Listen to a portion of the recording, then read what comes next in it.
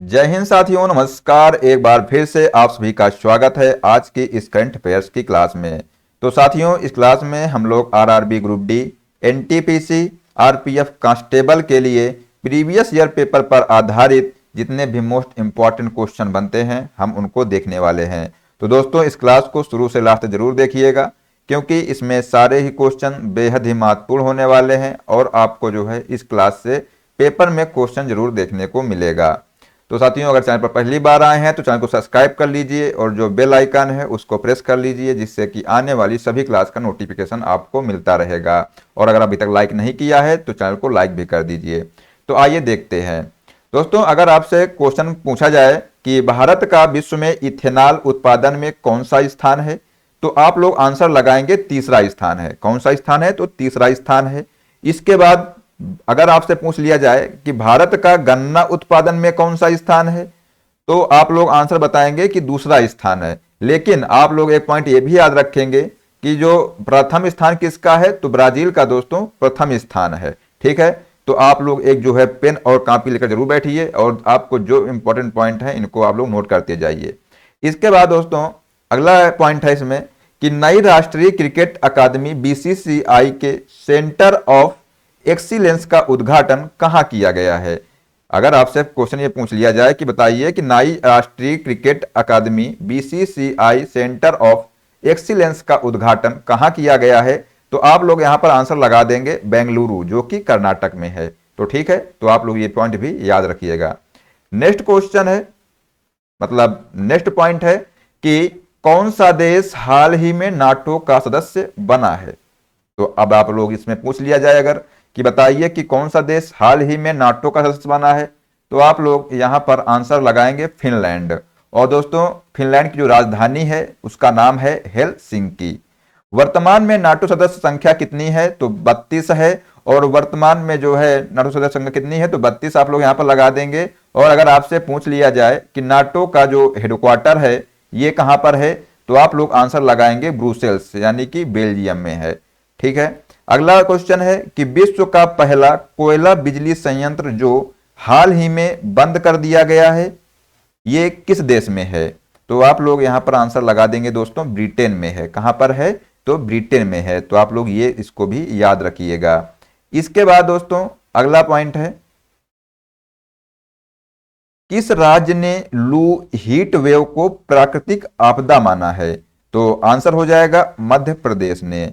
Next है कि भारत सरकार ने हाल ही में किन भाषाओं को शास्त्रीय भाषा का दर्जा दिया है, तो आंसर हो जाएगा मराठी, पाली, असमिया, बंगाली और प्राकृत भाषाओं को जो है भारत सरकार ने दोस्तों भी हाल ही में शास्त्रीय भाषा का दर्जा दिया है।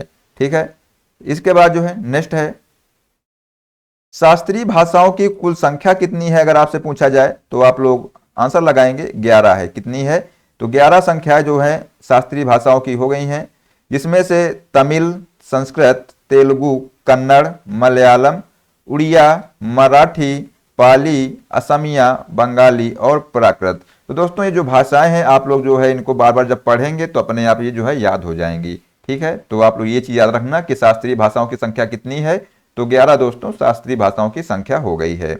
किस राज्य की घरचोला हस्तशिल्प को जीआई टैग दिया गया है, तो आंसर हो जाएगा दोस्तों गुजरात। कहां पर, तो गुजरात की जो घरचोला हस्तशिल्प दोस्तों है इसको जो है जीआई टैग दिया गया है। नेक्स्ट पॉइंट है दोस्तों, अब आप लोग देख लेते हैं इसमें जीआई टैग का मतलब क्या होता है। जीआई टैग, तो आइए देखते हैं दोस्तों। जो जीआई टैग है इसकी शुरुआत 1999 में की गई थी। कब की गई थी शुरुआत दोस्तों इसकी, 1999 में की गई थी। ठीक है, और जो है ये 10 वर्ष के लिए मान्य होता है। अगर आपसे पूछा जाए कि पहला जीआई टैग किसको दिया गया है, तो दार्जिलिंग चाय को दिया गया है। ठीक है, तो आप लोग ये चीज याद रखेंगे। भारत का सबसे बड़ा ग्रीन हाउस हब है, तो कहां पर है, तो विशाखापट्टनम दोस्तों भारत का सबसे बड़ा ग्रीन हाउस हब बन गया है। तो आप लोग ये पॉइंट भी याद रखिएगा। इसके बाद बात करते हैं नेक्स्ट पॉइंट की। इसमें देख लेते हैं कि दोस्तों अगर आपसे पूछ लिया जाए कुंभ से संबंधित कुछ प्रश्न बनते हैं, तो आपसे जो क्वेश्चन बन सकता है यहां पर कि कुंभक, जो कुंभक है दोस्तों ये अमरता के अमृत का पवित्र घड़ा है। शब्द से जो है लिया गया है, ठीक है, कुंभ शब्द जो है। और इसको दोस्तों 2017 में यूनेस्को की अमूर्त सांस्कृतिक धरोहर घोषित किया गया है। और जो कुंभ होता है दोस्तों, ये कहाँ कहाँ पर पड़ता है, तो उज्जैन के जो है शिप्रा नदी के तट पर, नासिक के गोदावरी, यानी इसी को बोलते हैं, जो गोदावरी नदी है दोस्तों, इसको जो है दक्षिण की गंगा बोलते हैं, ठीक है। तो आप लोग ये भी याद रखिएगा यहाँ से। हरिद्वार में दोस्तों गंगा तट पर पड़ता है, और जो प्रयाग में दोस्तों गंगा यमुना सरस्वती का जो संगम है वहां पर जो है ये कुंभ पड़ता है, ठीक है। तो आप लोग जो है ये पॉइंट भी याद रखिएगा। इसके बाद अगर आपसे क्वेश्चन पूछ लिया जाए कि भारत का पहला वर्टिकल रेल ब्रिज कहाँ पर है, कौन सा है, तो आप लोग इसको यह बताएंगे पबन 2.0 है। कौन सा है, तो पबन 2.0 जो है दोस्तों, ये भारत का पहला वर्टिकल रेल ब्रिज बन गया है। इसके बाद बात कर लेते हैं अगले पॉइंट की। पूछा गया है कि न्यायाधीशों के खिलाफ जो है महाभियोग किस आर्टिकल में है, तो आप लोग इसका आंसर लगाएंगे आर्टिकल 124(4) में है, ठीक है। तो आर्टिकल 124 के 4 में जो है न्यायाधीशों के खिलाफ महाभियोग से संबंधित है, जो आर्टिकल 124(4) है, ठीक है। तो आप लोग ये भी याद रखिएगा। महाभियोग प्रस्ताव को लोकसभा में कम से कम 100 और राज्यसभा में 50 सदस्यों का समर्थन होना चाहिए। तो ये चीज भी आप लोग ध्यान रखना, ठीक है। इसके बाद देखते हैं नेक्स्ट पॉइंट क्या है कि 129वें संविधान संशोधन में एक राष्ट्र एक चुनाव की बात की गई है। और दोस्तों आर्टिकल जो 85 है, इसमें राष्ट्रपति लोकसभा का विघटन से संबंधित है। और जो आर्टिकल 174 है, ये राज्य विधानसभा के विघटन से संबंधित है। तो ये भी पॉइंट आप लोग याद रखिएगा। नेक्स्ट पॉइंट देख लेते हैं। इसमें कहा गया है कि 100% सौर ऊर्जा संचालित पहला गांव कौन सा है, तो आप लोग जो है दोस्तों इसका आंसर लगाएंगे मसाली है। कौन सा गांव है, तो मसाली है, जो कि गुजरात के बनासकांठा जिले में स्थित है। कहां पर स्थित है, तो गुजरात के बनासकांठा जिले में स्थित है मसाली गांव। तो 100% सौर ऊर्जा संचालित पहला गांव है ये मसाली। ये भी इंपॉर्टेंट प्रश्न है, तो इसको आप लोग याद रखिएगा, ये पेपर में आ सकता है। इसके बाद जो है अगला प्रश्न है कि पहली वाइन पर्यटन नीति लागू करने वाला राज्य कौन सा है, तो आप लोग आंसर लगाएंगे इसमें दोस्तों उत्तराखंड है। कौन सा है, उत्तराखंड दोस्तों जो है पहली वाइन पर्यटन नीति लागू करने वाला पहला राज्य है। किस शहर में भीख देना अपराध है, तो इसका आंसर हो जाएगा इंदौर में। कहां पर, इंदौर में दोस्तों जो है भीख देना अपराध है। नेक्स्ट पॉइंट है दोस्तों यहां पर कि बायोबिटुमेन से निर्मित पहली सड़क कौन सी है, या पूछा गया है कि बायोबिटुमेन से निर्मित पहली सड़क कहां पर है, तो आप लोग दोस्तों आंसर लगाएंगे महाराष्ट्र में है, ठीक है। इसके बाद जो है अगला पॉइंट है कि गणतंत्र दिवस 2025 में झांकियों का विषय रहा है, क्या रहा है, तो स्वर्णिम भारत विरासत और विकास दोस्तों 2025 में झांकियों का विषय रहा है। और जो 2025 के जो गणतंत्र दिवस था दोस्तों, इसमें जो है मुख्य अतिथि के रूप में प्रबोवो सुबियांटो को जो है, जो कि इंडोनेशिया के हैं, तिनको जो है मुख्य अतिथि के रूप में बुलाया गया था, ठीक है। इसके बाद नेक्स्ट क्वेश्चन की बात करते हैं। तो नेक्स्ट क्वेश्चन साथियों याद रखिएगा एशियाई विकास बैंक से संबंधित है।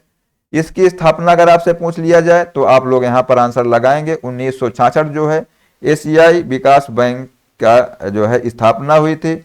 इसके बाद अगर आपसे पूछा जाए कि एशियाई विकास बैंक का हेडक्वार्टर कहां पर है, तो आप लोग इसका आंसर लगाएंगे मनीला फिलीपींस में। और एशियाई विकास बैंक जो है 69 सदस्य देश हैं, तो आप लोग ये भी याद रखिएगा। एशियाई विकास बैंक ने भारत के नवीनीकरण ऊर्जा और जलवायु लचीले अवसंरचना के लिए $5500 मिलियन के ऋण को मंजूरी दिया है। तो आप लोग ये पॉइंट याद रखिएगा कि आपसे पूछ सकता है कि कितने की मंजूरी दिया है, तो आप लोग यहां याद रखिएगा $5500 मिलियन के ऋण की मंजूरी दिया है। नेक्स्ट पॉइंट दोस्तों है कि भारत की पहली अंतरिक्ष एआई लैब कहां पर है, इसका नाम क्या है, तो आप लोग बताएंगे MOITD जो है भारत की पहली अंतरिक्ष एआई लैब है। इसका फुल फॉर्म होता है माई ऑर्बिटल इंफ्रास्ट्रक्चर टेक्नोलॉजी डेमोस्ट्रेक्टर, ठीक है। तो आप लोग इसका नाम भी फुल फॉर्म याद रखिएगा। इसके बाद जो है नेक्स्ट पॉइंट की बात करते हैं। तो दोस्तों नेक्स्ट पॉइंट है यहां पर है स्वदेशी स्टील्थ तकनीकी जो है इसका नाम क्या है, तो अनलक्षम जो दोस्तों जो है अनलक्ष्य जो है इसकी नाम है स्वदेशी स्टील्थ तकनीकी का MSCS। इसको बनाया किसने है, तो आईआईटी कानपुर ने इसको बनाया है। इसके बाद जो है नेक्स्ट पॉइंट है कि मारबर्ग वायरस, जिसको ब्लीडिंग आई के नाम से भी जानते हैं, किस देश में फैला है, फैल गया है, तो ये दोस्तों याद रखिएगा खांडा में। कहां पर फैल गया है, तो खांडा में जो है मारबर्ग वायरस जो है, जिसका नाम है ब्लीडिंग आई के नाम से इसको जानते हैं, तो ये जो है खांडा में फैल गया है। ठीक है, इसके बाद देख लेते हैं नेक्स्ट क्वेश्चन क्या बन सकता है आपसे। बाघ अभ्यारण्य, जो दोस्तों जो बाघ अभ्यारण्य है, टाइगर रिजर्व है, इनकी कुल संख्या दोस्तों आप लोग याद रखिएगा कि कुल संख्या इनकी 57 है, यानी 57 है।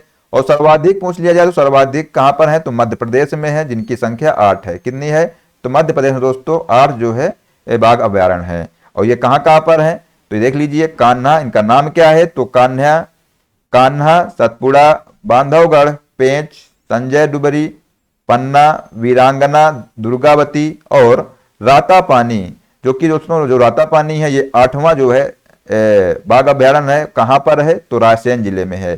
तो आप लोग यहां से अगर आपसे पूछा जाए कि बताइए कि भारत का 57वां जो है बाघ अभ्यारण्य कौन सा है, तो आप लोग आंसर बताएंगे रातापानी है। और अगर आपसे पूछ लिया जाए कि मध्य प्रदेश का 8वां कौन सा है, तो आप लोग लगाएंगे रातापानी। ठीक है, तो आप इससे जो है 2 क्वेश्चन बन सकते हैं। लेकिन अगर आपसे पूछा जाए कि 55वां कौन सा है, तो धौलपुर करौली टाइगर रिजर्व जो है, जो कि राजस्थान में है। और 56वां जो है गुरु घासीदास तामोर पिंगला टाइगर रिजर्व छत्तीसगढ़ में है। तो ये भी आप लोग याद रखिएगा। इसके बाद अगर आपसे पूछा जाए कि जो प्रोजेक्ट टाइगर है, इसकी शुरुआत कब की गई थी, तो 1973 में।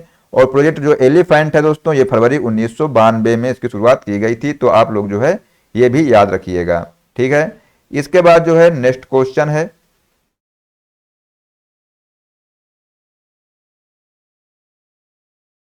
प्रोबा 3 जो है उपग्रह है, ये इसका नाम है प्रोबा 3। इसको लॉन्च किया गया है। और ये जो है दोस्तों यह सौर कोरोना सूर्य की बाहरी परत का अध्ययन करेगा। श्रीहरिकोटा के सतीश धवन अंतरिक्ष केंद्र से के जो है लॉन्च पैड से इसको लॉन्च किया गया है। उसका लॉन्च पैड का नाम क्या है, तो PSLV C59 जो है इसका नाम है। क्वांटम कंप्यूटिंग चिप जो है विलो को लॉन्च किया है। किसने लॉन्च किया है, तो गूगल ने लॉन्च किया है। कैंसर टीका mRNA किस देश ने बनाया है, तो दोस्तों इसका आप लोग लगाएंगे आंसर, रूस ने बनाया है। इसके बाद जो है नेक्स्ट क्वेश्चन है कि 9 घंटे की स्पेस वॉक का नया विश्व रिकॉर्ड किस देश ने बनाया है, तो आप लोग इसका आंसर लगाएंगे चीन। कौन सा देश है, तो चीन है, जिसने 9 घंटे की स्पेस वॉक का नया विश्व रिकॉर्ड बनाया है। पार्कर सोलर प्रोब को लॉन्च किया है किसने, तो आप आंसर लगाएंगे नासा ने लॉन्च किया है। यह सूर्य के बाहरी वायुमंडल कोरोना से 6.1 मिलियन किलोमीटर दूर से गुजरा, और असल में यह सूर्य के सबसे करीब से गुजरा है। ठीक है, तो इसको जो है किसने लॉन्च किया है, तो नासा ने इसको लॉन्च किया है। नेक्स्ट पॉइंट है आईसीसी चैंपियन ट्रॉफी 2025 की बात करते हैं। तो इसका जो होस्ट कंट्री रही है दोस्तों, ये पाकिस्तान रही है। पाकिस्तान के कराची, लाहौर और रावलपिंडी में इसका आयोजन किया गया है। पाकिस्तान के 1996 में वनडे विश्व कप के बाद से अपना पहला बड़ा वैश्विक टूर्नामेंट आयोजित करेगा। सैयद मोदी अंतरराष्ट्रीय टूर्नामेंट किस खेल से संबंधित है, तो आप लोग इसका आंसर लगाएंगे बैडमिंटन से संबंधित है। किससे संबंधित है दोस्तों, तो बैडमिंटन से संबंधित है ये।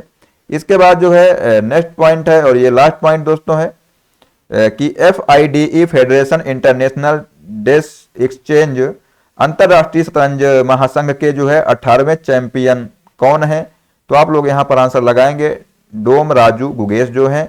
और ये दोस्तों सबसे कम उम्र के जो है रहे हैं, इनकी उम्र जो है 18 वर्ष की थी। ठीक है, तो आप लोग ये भी आप लोग याद रखिएगा, इंपॉर्टेंट पॉइंट है। तो दोस्तों ऐसे ही पॉइंट जो है हम नेक्स्ट वीडियो में फिर से लेकर आने वाले हैं। तो आप लोग जो है चैनल को सब्सक्राइब कर लीजिए। मिलते हैं नेक्स्ट क्लास में। जय हिंद, जय भारत, वंदे मातरम।